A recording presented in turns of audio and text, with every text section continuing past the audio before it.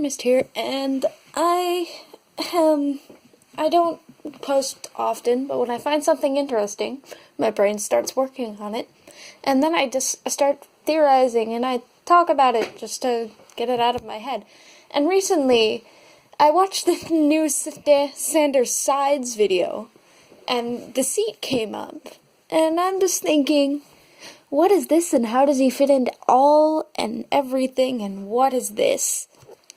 And my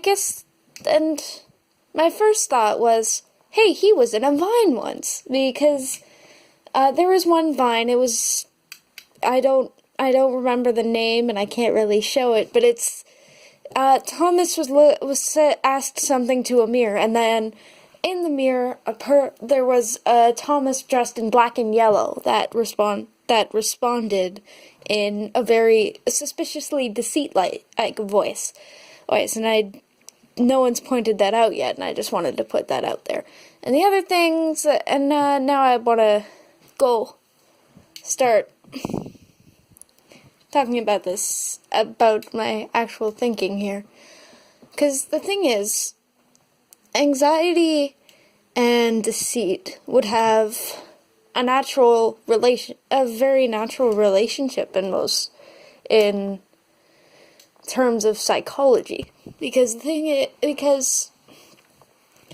anxiety is fear. It is your paranoia. It's those things that keep you up at night.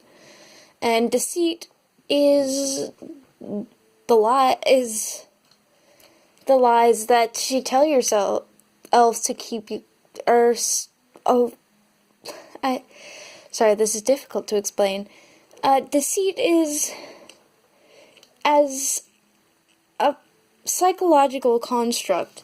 He would be the person telling you, he would be that voice in your head to calm little anxiety down so you can sleep.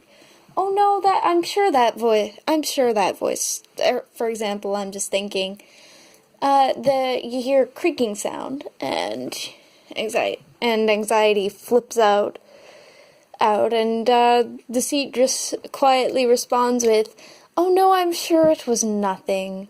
Go back to sleep. Even though it could have very well have been something, but even if there was a murderer in your house, getting up out of bed and going to see him would have been a very bad idea. Yeah, and Deceit likely knows this and is calming anxiety down so he doesn't do something stupid. I'm just, in terms of the Sanders sides though, Virgil would very likely be dependent on deceit for emotionally, because especially in earlier times when anxiety was kind of an anti-hero, and it would basically be deceit feeding off of anxiety, which would be in real life is a very abusive relationship, but in your brain it works, but if you separate those two constructs, it would be destructive for anxiety, who already has very low self-esteem and is extremely unsafe. And deceit would have to lie to him to keep him calm, or basically make this anxiety emotionally dependent on him, and then use that emotional dependency to serve his own needs. But it's what a lot of narcissists do is they'll find a person when they're at their most vulnerable, make that person a target, and make that person emotionally dependent, and then use them use them in exchange for that continued dependency. And that is very, I'm just looking at it, and I'm just thinking that may have been what happened with Virgil, or between Virgil and Deceit, and it'll probably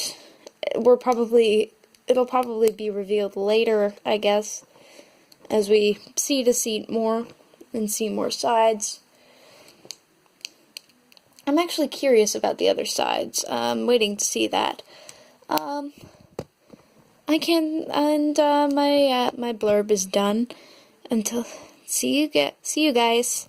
Kate.